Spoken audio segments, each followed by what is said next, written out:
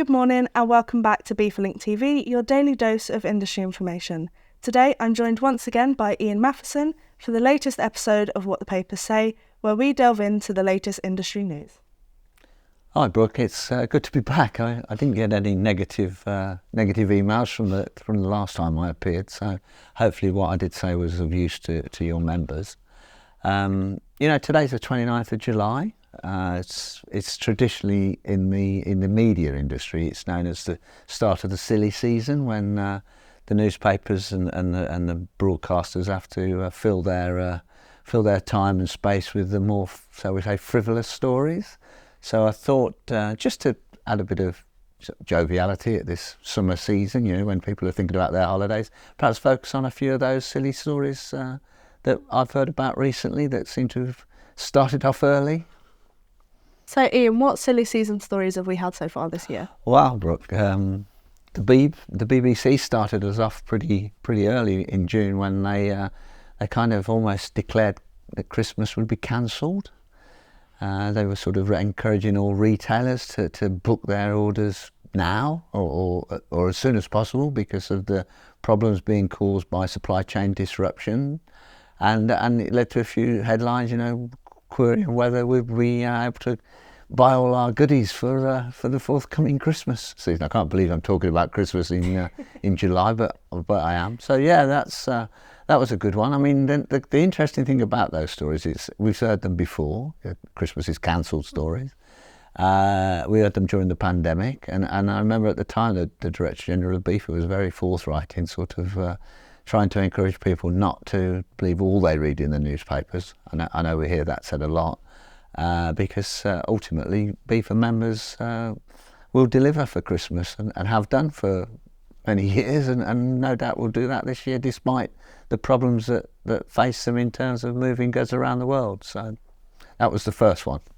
Well, at least we know we don't have to worry about Secret Santa just yet then. And Ian, what else have you got for us today?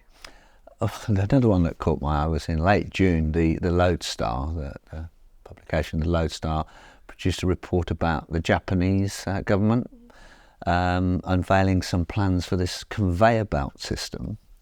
I think it's called the Autoflow Road, if I remember rightly, which they are planning to build between Osaka and Tokyo to move goods continuously on pallets and address the driver shortage issue in the country. I mean, some might say, well, why you put that in as a silly season story? Well, I have, because it's a planning thing, and the research is still going on. It's a study. So whether we'll ever see construction taking place anytime soon is open to question. I think there's probably more chance of there being a third runway at Heathrow before this one gets off the ground. On me honour, that's certainly an ongoing project. So finally, Ian, what's the best silly season story you've seen so far this year? Again, the best one, whether it's the best, is one that sort of caught my eye. It's about this new plane that a company in America are designing called the company's called Radia, I think, and it's a plane that's called the Windrunner. It's going to be 108 metres in length, which is pretty significant, and it's going to be carrying wind turbine blades. So it will dwarf the previous largest plane that was destroyed in the war that's going on in Ukraine, the Antonov AN-225. It's going to be bigger than that. Apparently it's coming to Farnborough this year, the mock-ups and things, so people can actually go and see it.